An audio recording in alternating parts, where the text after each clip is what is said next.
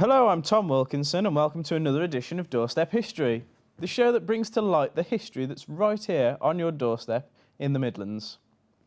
We have a great show for you tonight as we welcome back Andrew Lound, who will be looking at the individuals that stoked the fires of industry here in the Midlands during the Industrial Revolution. Norman Bartlam has visited the Western Front Association in Sutton Coldfield to tell us more about their history. And finally, we have Chris Perry with a rather special guest tonight. See if you can tell who it is. Now, without further ado, here's local historian Andrew Lound discussing the individuals who have shaped our region's industrial heritage. On Doorstep History, we'll be looking at various individuals who changed the course of industry in the region and were quite famous. One name which ranks high throughout industry in the region is Tanguy. The Tanguy brothers, their famous manufactory in Smethwick. Richard Tanguy himself, of course, came from Cornwall, a place near Redruth. And initially, of course, he was destined to be a farm boy. His farmer ran a farm. But an accident damaged his right arm and therefore could no longer carry on in the farming industry. His father paid for an expensive school in Somerset, a Quaker school. Richard excelled beyond belief, not only becoming a pupil, but becoming a teacher as well at the school. He answered an advertisement in the Quaker magazine, The Friend, for a job as a clerk in a Birmingham manufactory. So he came over to Birmingham.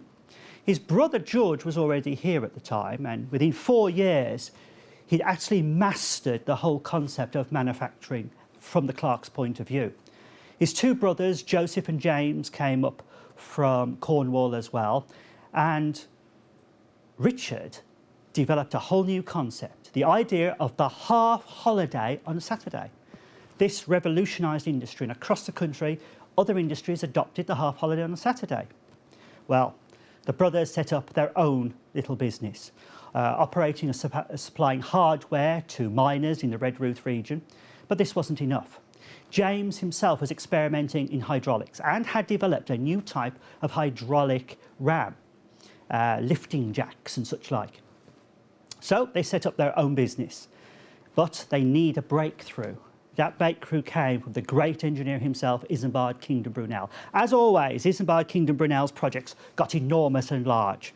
He wanted to build the largest ship in the world, the Great Eastern, although he always referred to it as the Leviathan, but that's another story. So the Great Eastern is built on Millwall docks, but he wants to launch it in traditional fashion, which is sideways down the slips. Scott Russell, who builds the ship, says, no, we need to launch it stern first. No, says Brunel. And Brunel gets his way. And what happens? The Great Eastern gets stuck as it's being launched. It's a calamity. It's a disaster. Money is being lost now. They try everything to get this ship to be launched. Huge chains are broken trying to pull it. Huge ropes are smashed. Nothing they could do. But Brunel is told about the Tanguy brothers in Birmingham. The Tanguy brothers have these new hydraulic jacks which might be able to move the ship. So he sends a representative out to find Tanguys. Well, in those days, it's dark, not much street lighting, if there was anything at all. It's dingy, there's all back streets, and he can't find the works. Richard Tanguy happens to have seen this man going backwards and forwards all night long and opens a door. You can almost see the light splaying onto the street. "Who are you looking for?" shouts Tanguy. "I'm looking for Tanguy," said the man. "You found him. What do you want?" Tanguy goes down to see Brunel and sees the ship. And it's Tanguy's hydraulic jacks that launch the Great Eastern. It's a triumph beyond belief. Richard Tanguy always said, "I launched the Great Eastern, but the Great Eastern launched me," because then the hydraulic jack became world famous. Used for all sorts of purposes as well. More powerful ones used for testing machines, for testing chain and such like. They used his hydraulic jack system to lift up Cleopatra's Needle from the desert, also using jacks to lift up Ramesses II, massive statue. So the jacks became famous the world over. In 1862. Great stuff from Andrew there. He'll be bringing us more individuals and stories in the coming weeks. Now we have Norman Bartlam taking a look at the Western Front Association and looking at some of the history behind the organisation. The Western Front Association holds regular meetings at Sutton Coldfield Town Hall. Their branch chairman is Jonathan Dale. The Western Front Association was established in the 60s by a well-known historian, John Terraine, and the idea behind it was to capture the thoughts basically of the people who were involved, first-hand knowledge as a remembrance before that knowledge went away, and then that's what's really happened. And since those days it's now spread throughout the world, 5,500 broadly members throughout the whole world, including North America, Australia, New Zealand. And we continue with that work, learning more about what happened as more and more records are open, particularly coming from the Eastern Front now when Russia collapsed. And the research goes on with the experts. Because of the centenary that we're in, of course, there's an increased interest in it. The branch attracts quality speakers, amongst them Peter Hart. I'm the oral historian at the Imperial War Museum. I have been since 1981, and my job is interviewing veterans. Originally it was the Great War veterans, but now it's people of Afghanistan, Iraq, so it's a really interesting job. Peter spoke recently about the Royal Flying Corps and the Battle of Arras. It's a famous battle, the Battle of Arras, and it's always been portrayed as some sort of massacre of the innocent, that the pilots were sent to their deaths for no reason. What I hope to do today is to show that the pilots knew why they were doing it. They were doing it to get the photographs and the artillery observation that would help the men on the ground when they went over the top. And if they didn't do their job, then not hundreds but thousands of men would be killed and wounded. So they weren't helpless victims, they were actually people who knew what they had to do and were sacrificing themselves to the greater good, which is a terrible thing, but nevertheless it's a real story. I think it's a much better story than the idea of it's just some sort of dreadful blunder. Come to Western Front meetings every third Saturday. It's really great to mix with like-minded people and to learn even more about such an interesting period of history. First World War being a pivotal moment in British and European history. Some say that the long shadow that was cast across the rest of the century, and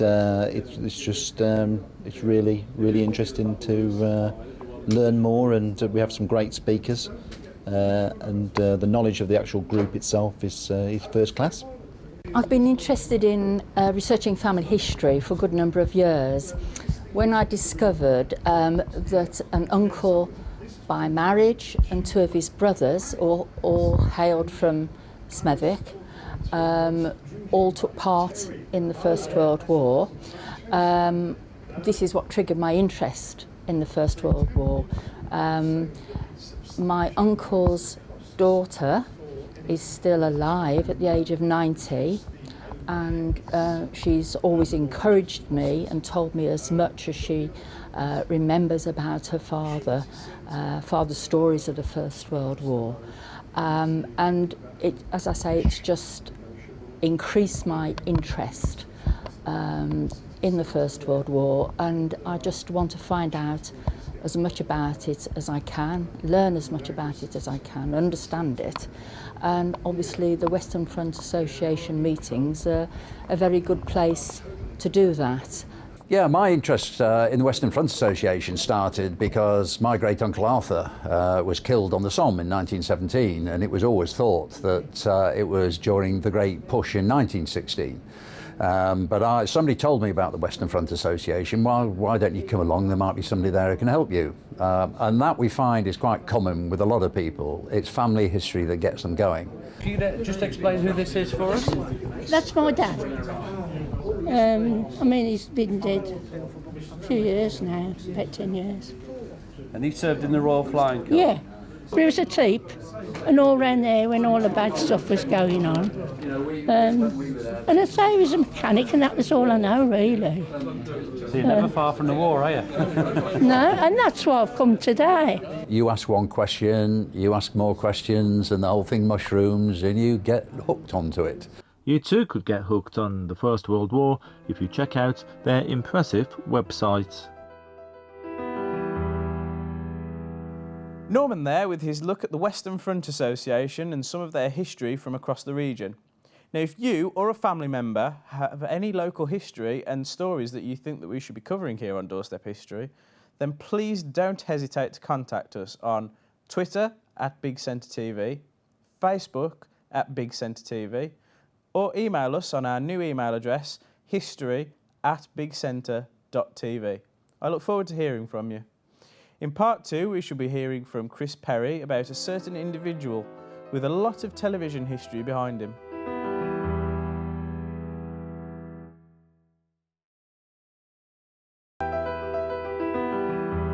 Welcome back to Doorstep History here on Big Centre TV. Chris Perry has been a television lover and historian throughout most of his life, watching footage from days gone by. Though now we can see what happened as he met the genuine article. Now then, do you recognise that face? Yes, you're right, it's Mr. Bob Hall, a piece of history on our very own doorstep. Bob, do you remember the cardboard Bridgewater case? I do. It's extraordinary to think people are still talking about it today, because it was one of the, it was a rare case at the time, because you didn't get the number of murders that you do these days. And here was this boy of 14, come home from school, got his bike, gone delivering papers, and he was murdered. And there were many, many theories abounded about what went on. I don't remember the clip, and I don't remember the guy who was doing it, but I certainly remember the story, yeah. Well, that's part of the difficulty, I suppose, with what you do as a journalist. You must have got through literally thousands of stories in your career. How did you first get into journalism and TV? Apparently, when I was very young, I did say once to my family that I wanted to be a journalist. Nobody knows why, where it came from or anything, but I did. I was hooked on newspapers, fascinated by them from a very small age. So I started off, once I'd qualified, I worked in newspapers, then went into radio. I was just one of these things. I thought, you know, I'd quite like to have a go at television, and to my amazement, I got the opportunity. Very short story was, I was working at the BBC and radio. And I said to the guy who was my boss, look, you know, how do I get the chance to go and do some local television? It was the equivalent of Midlands Today. And he said, well, I write a letter and ask if you can have an audition. He said, I'll tell you now, they never reply. I said, fair enough. Nice comforting thought, that. He sent the letter on the Monday, they rang me Tuesday, I had the audition on Wednesday, and I was on air on the Saturday. It just so happened they needed somebody to do a couple of minutes of sport, tea time news on the Saturday, and that was it. And was that BBC or ITV? That was BBC, yeah. So I never knew you worked at the BBC before ATV then. Yes, I did. That was where it all started, in local radio, not for very long, and then I went into regional television. So what made you switch to ATV then, into commercial TV? Well, I'd done a period of time in what the BBC call attachments, where when you were working in one area, you could apply to go somewhere else, and because you were on the staff, you could get these pretty well anywhere and any time you wanted, and some people played that system remarkably well. I did it just as a career furtherance thing, but the problem was there were no jobs at the end of it, and so I thought, well, I quite enjoy doing this, and so I scouted around. The first opportunity I got into television was at ATV, and I shamefully have to tell you this, that I'd never been to Birmingham. I had to get a map and see how to get there.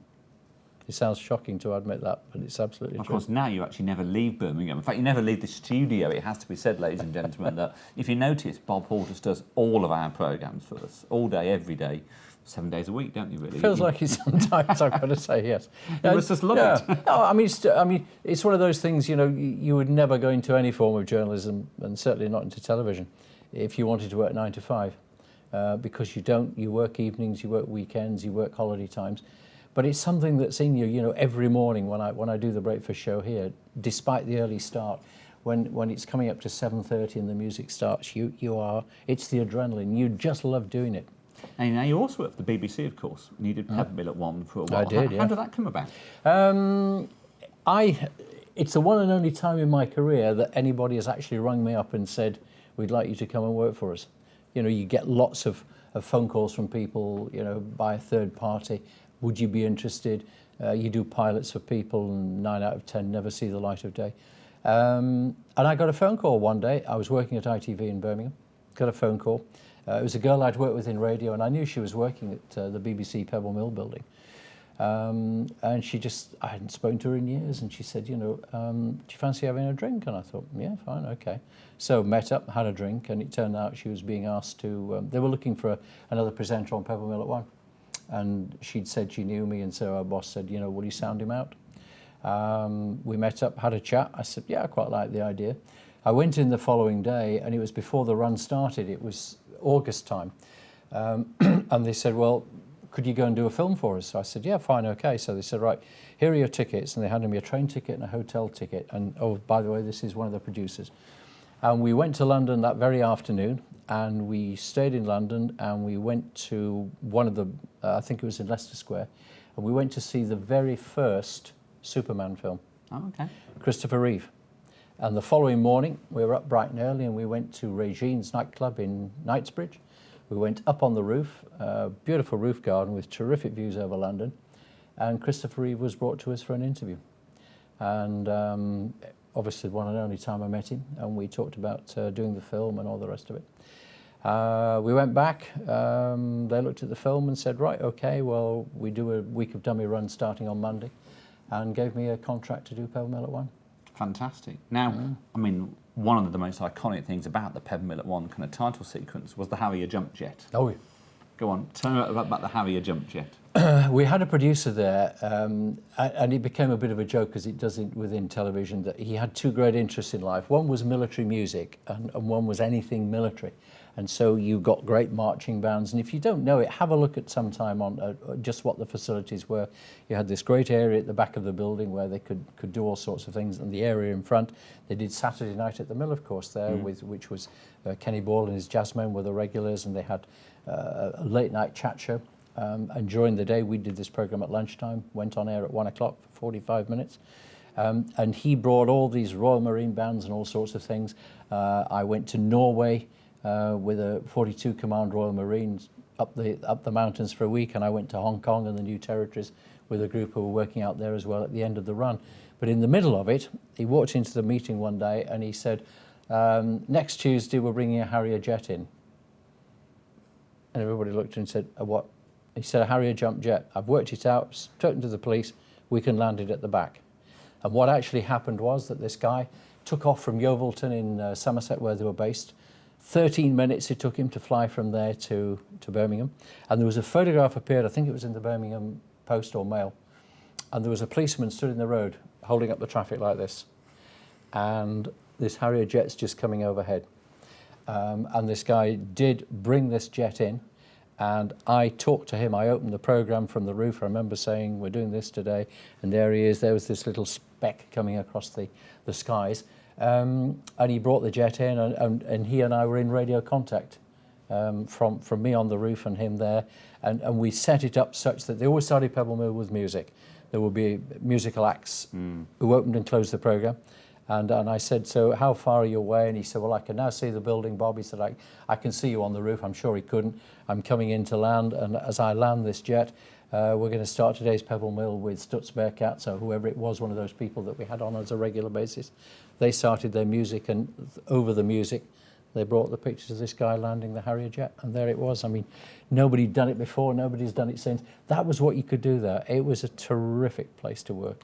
If you were, I guess, a viewer, you probably wouldn't realise actually how complex technically that probably is in terms of the timing of getting it to actually land within the programme at the exact moment you wanted it to. That's right. And also the whole radio contact thing as well in those days was not as straightforward as it is now. No, and of course the timing had got to be spot on.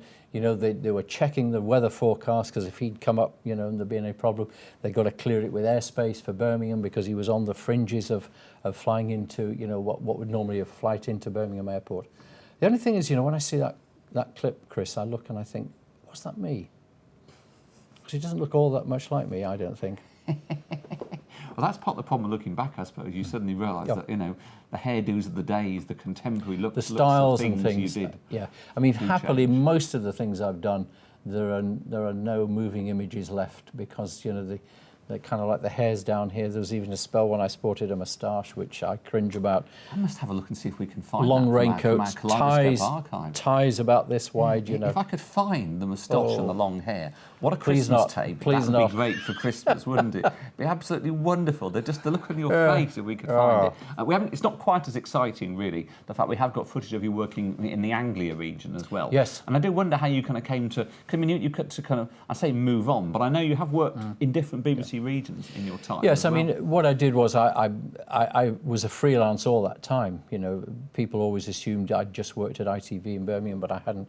I kept my freelance status. I did Pebble Mill at one. I went back to ITV where I did an industry show and worked on the politics show.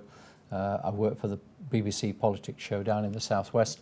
And at Anglia Television, I did 2 series there. One again was a political programme, and the other was a weekly current affairs thing. And we did a stack of things, like, for instance, I went in a cage with a tiger at a zoo. If you asked me to do that now, I'd probably say no. But on that occasion, yeah, fine, okay, we'll come in, and we went in this. Probably the same. An interesting look at the history of veteran newsman Bob Hall there, giving us a great insight into his early life and career. Well, unfortunately, that's all we have time for this week. I hope you've enjoyed the show and look forward to any stories that you might have about the region.